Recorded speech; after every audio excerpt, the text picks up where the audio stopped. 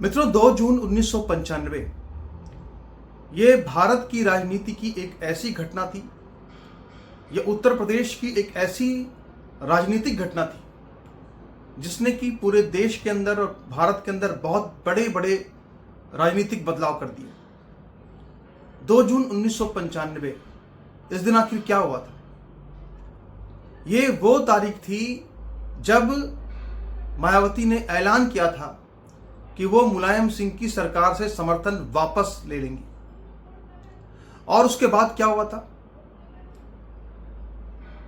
लखनऊ के guest house में, जहां पर कि मायावती कुछ बहुजन समाज पार्टी के कार्यकर्ताओं और विधायकों के साथ मिलकर के बैठक कर रही थी, अपने आगे की रणनीति तय कर रही थी, उसी बैठक पे मुलायम सिंह और उनके विधायकों और समाजवादी पार्टी के कार्यकर्ताओं ने हमला कर दिया और इस तरह से वहां पे हमला किया कि वो मायावती का कमरा जहां मायावती ठहरी हुई थी उसके अंदर तक वो घुस गए, ऐसा कहा जाता है।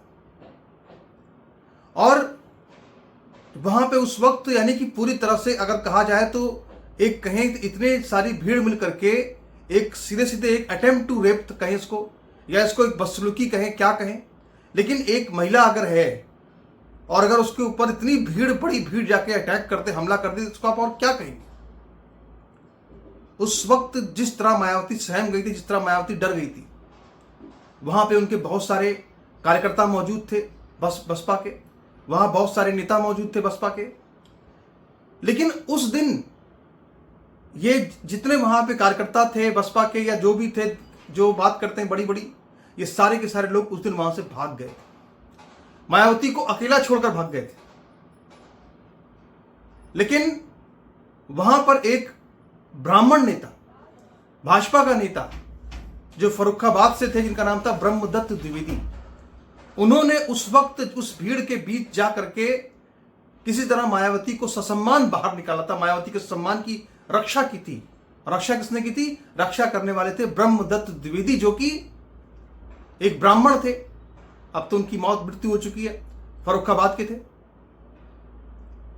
और उस समय सारे बड़े बड़े दलित चिंतक जो वहां बैठ के मीटिंग कर रहे थे बसपा के साथ, वो सारे के सारे जो है वो भीड़ देख के फरार हो गए थे। वरना ये हाल क्यों होता? मायावती क्यों इस तरह फंस जाती? और उसके बाद क्या हुआ? उसके बाद भी उनके जो मेंटर थे, जो गाइड थे, कांशीराम, उन्होंने इस घटना पर इसके बाद भी कोई बयान नहीं दिया। उन्होंने मुलायम सिंह के खिलाफ कोई बयान नहीं दिया। इस घटना पर उन्होंने कोई बयान नहीं दिया। इस घटना पर उन्होंने चुप्पी साध ली। उस वक्त भी चुप्पी साध ली थी। जैसे आज हम देखते हैं ना कि जब कोई जिहादी किसी दलित लड़की का रेप करता है, कितनी घटनाएं सामने आती हैं, आप जानते हैं। तो उस समय चंद्रशेखर रावण चुप्पी साध लेता है। उस समय इनके बड़े बड़े दलित चिंतक खामोश हो जाते हैं। उस समय ये कुछ नहीं बोलते, उसमें चुप रहते हैं। यानी ब्राह्मण कौन है? ब्राह्मण वो है जिसने कि जो दलित बेटियां हैं उनके सम्मान की रक्षा की है। अगर एक भीड़ जो कि गलत गुंडों की भीड़ थी, अगर वो भीड़ भी हमला करती है तो एक ब्रह्मदत्त द्विवेदी खड़ा होता है जो बचाता है, ढाल बन जाता है। लेकिन आज देखिए कितने दुख की बात है, कितने शर्म की बात है कि वो सारे के सारे दलित चिंतक, बड़े बड़े दलित नेता जो कि गेस्ट हाउस में अकेला छोड़ करके मायावती को भाग निकले थे, वो आज जो है मंचों पर खड़े होकर के ऐलान कर रहे हैं कि जो है जब तक कि ब्राह्मण लड़कियां जो है संबंध नहीं बनाएंगी उनसे, तब तक जो है वो आरक्षण जारी रहना चाहिए। ये बात संतोष वर्मा ने कही थी। और इसी बात के समर्थन में अब जो है वो चंद्रशेखर रावण खड़ा हो गया।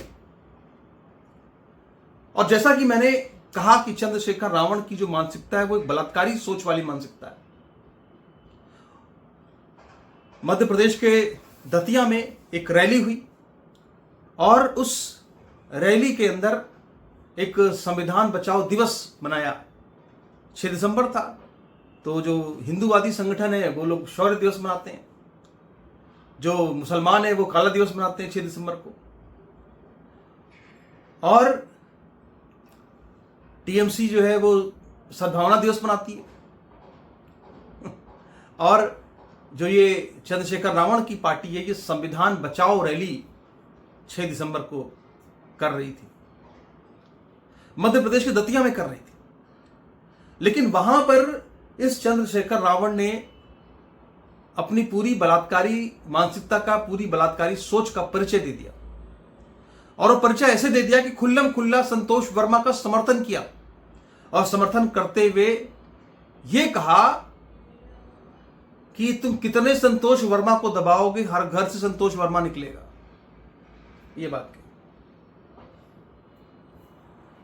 और कह रहा है कि संतोष वर्मा ने क्या गलत कहा था। संतोष वर्मा ने यह कहा था कि रोटी बेटी का रिश्ता होना चाहिए। संतोष वर्मा ने यह बात नहीं कही थी। संतोष वर्मा ने साफ साफ जो बात कही थी उसको ध्यान दीजिए, क्या कहा था उसने कहा था कि या तो हमसे शादी करें तो फिर आरक्षण खत्म करेंगे, और या फिर ब्राह्मण लड़कियां उनके लड़के से संबंध बनाएं। यानी सीधे सीधे बलात्कार, जबरन बलात्कार का आह्वान संतोष वर्मा के द्वारा किया गया। और यही आह्वान, जो बलात्कारी सोच जो थी संतोष वर्मा की, इसी सोच को समर्थन करके अपनी बलात्कारी सोच का परिचय जो है वो अब इस चंद्रशेखर रावण ने भी दे दिया। और मैं इसीलिए कह रहा हूं कि ये चंद्रशेखर रावण की जो मानसिकता है ये बलात्कारी मानसिकता है। और मैं यहां पे आपसे बताऊं कि मैंने इसके पहले भी संतोष वर्मा पर जो वीडियो बनाया था उसमें मैंने आपसे ये बात कही थी, और मेरी बात एकदम सही निकली। मैंने ये आपसे कहा था कि चंद्रशेखर रावण के जो पुराने बयान है, अगर उनको हम देखेंगे, खंगालेंगे, तो उसमें ये बात समझ में आती है कि इसने अपनी कुंठा में आकर के ब्राह्मण लड़कियों पर, ब्राह्मण बेटियों पर, बहु बेटियों पर इसने गंदी टिप्पणियां की थी। इसने गंदी टिप्पणियां की थी, और वो मैंने जिक्र भी किया था उसका। अगर आप आज भी पुराने निकालेंगे तो आपको वो चीजें मिलेंगी। और देखिए, आज जब मैंने वीडियो बनाया उसके आज लगभग 1 हफ्ते 2 हफ्ते बाद देखिए आज ये बात सही साबित हो गई। आज उस बलात्कारी सोच वाले, मानसिकता वाले संतोष वर्मा का के समर्थन में कौन खड़ा हुआ? समर्थन में ये चंद्रशेखर रावण खड़ा हुआ। और मैं तो चंद्रशेखर रावण से ये पूछना चाहता हूं कि आखिर वो ब्राह्मणों से ही रोटी बेटी का रिश्ता बनाने के लिए इतने व्यग्र क्यों हो रहे हैं? भाई, इस देश के अंदर जो मुसलमान है, मुसलमानों के साथ तो इनका बड़ा भाईचारा है। अभी जब वो सीए के खिलाफ आंदोलन चल रहा था तो ये जो चंद्रशेखर रावण है ये अपनी वहां पर जो है संविधान की पुस्तक लेकर के जामा मस्जिद चला गया था। वहां पर इसको तमाम मुसलमानों ने हाथों हाथ लिया था, इसको उठा लिया था, कंधे पे बैठा लिया था। तो वहां तो रोटी बेटी का रिश्ता तुरंत बन सकता है, तो फिर आखिरी चंद्रशेखर रावण जो है वो रोटी बेटी का रिश्ता मुसलमानों के साथ क्यों नहीं बना रहा है? बल्कि अगर हम देखें, यहां तो हम उल्टा देख रहे हैं। यहां तो हम ये देख रहे हैं कि अगर कोई भी, अगर पूरे देश के अंदर कहीं पर भी अगर किसी दलित बेटी के साथ गलत होता है, उसका रेप होता है, तो अगर उसमें कोई आरोपी जो है कोई मुसलमान होता है या कोई जिहादी होता है, तो उस वक्त हम देखते हैं कि ये चंद्रशेखर रावण अपनी जुबान को सिल लेता है।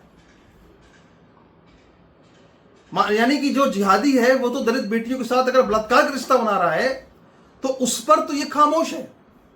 जैसे मायावती के साथ गेस्ट हाउस कांड जो हुआ उसमें काशीराम खामोश हो गए, वहां कौन सामने आया? वहां पर भी ब्रह्मदत्त द्विवेदी सामने आए। और आज भी देखिए, अगर किसी दलित बेटी के साथ अन्याय होता है तो वहां पर कोई बजरंग दल, कोई विश्व हिंदू परिषद वही खड़ी होती है,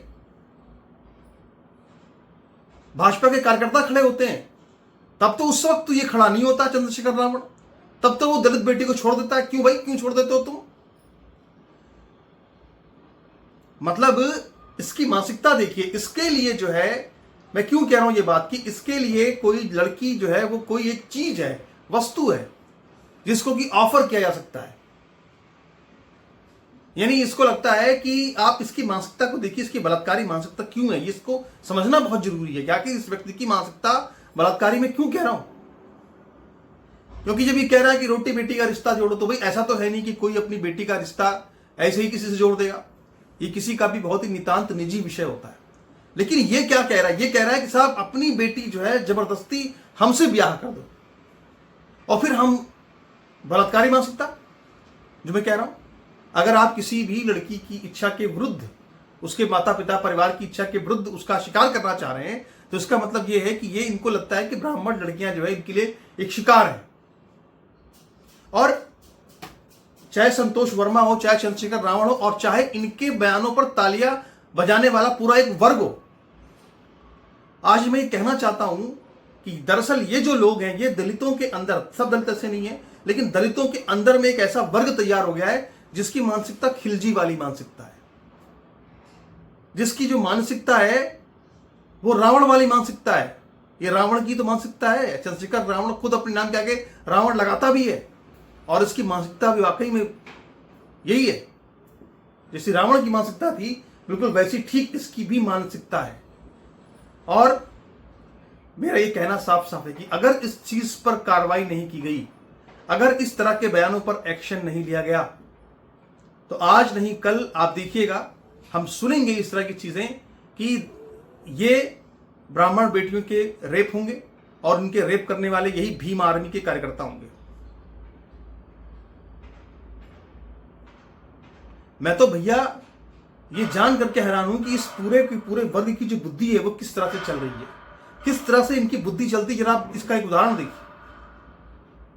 मतलब ये जो मीम भीम की राजनीति करता है चंद्रशेखर रावण, वहां संसद के अंदर भी ये ओवैसी के साथ बैठता है और सड़क पर आकर के भीम भीम की राजनीति करता है। मतलब आपको जान करके हंसी भी आएगी, मुझे तो हंसी आती है, आश्चर्य भी होता है। कैसी सोच है आप देखिए कि इसके जो लोग हैं, इसके जो कार्यकर्ता हैं, वो अपने घरों में जिहादियों को बुलाते हैं चंद्रशेखर रावण के। और ऐसी भी कई घटनाएं हुई हैं जहां पर कि इसके बाद भीम वालों के, यानी कि जो भीम आर्मी है उसके किसी कार्यकर्ता ने किसी जिहादी को घर पे बुलाया, फिर उस जिहादी ने भीम आर्मी की किसी लड़की, किसी भीम आर्मी की किसी कार्यकर्ता की बेटी बहन पर बुरी नजर डाली, उसको लेकर के फरार हो गया, भाग गया। ऐसी घटनाएं भी सामने आई हैं। मैंने अपने इसी यूट्यूब चैनल पे ये सब वीडियो बनाए हुए पहले, और उस पर वही भीम आर्मी का कार्यकर्ता जब चंद्रशेखर रावण के पास गया सांसद के तौर पर हमारी मदद कीजिए, तो कोई मदद नहीं मिली, कुछ नहीं। आज अभी कुछ देर पहले मैं एक वीडियो देख रहा था, एक कोई AIMAM का कोई मुसलमान प्रवक्ता है, उसका नाम आफ्ताब, ऐसा कुछ नाम उसका है। कंचना यादव सामने बैठी हुई थी, RJD की प्रवक्ता, और उसके सामने साफ साफ AIMAM के प्रवक्ता ने कहा कि ये जो लालू है चाराचोर है। उस वक्त जो है कंचना यादव ने एक शब्द नहीं बोला, कुछ नहीं कहा उसको, क्योंकि उसको शायद कहा गया है कि अगर कोई मुसलमान प्रवक्ता सामने बैठा हो तो उसके सामने वो कुछ भी बोले सब सह लो, कुछ भी कहे सब झेल लो। अब यही बात किसी बीजेपी के प्रवक्ता ने कही होती तो अब तक ये जो है उसके आंखें नोच लेती, लेकिन चूंकि ये बात एक AIMAM के प्रवक्ता ने कही तो चुपचाप बैठ गई। तो ये सारी की सारी स्थितियां हैं जो देश के अंदर चल रही हैं। एक और भी बहुत ही गलत बयान दिया है चंद्रशेखर रावण ने, और ये कहा है कि हम अपना बहुजन राष्ट्र बनाएंगे। यानी ये दलितों का जिन्ना बनना चाहता है, ये देश का बंटवारा करना चाहता है इस अपनी राजनीति के नाम पर, अपने नेतागिरी के लिए। इस सब पे भी हम अपना एक अलग वीडियो बनाएंगे, और आप जुड़े रहिए हमारे साथ। नमस्कार, धन्यवाद।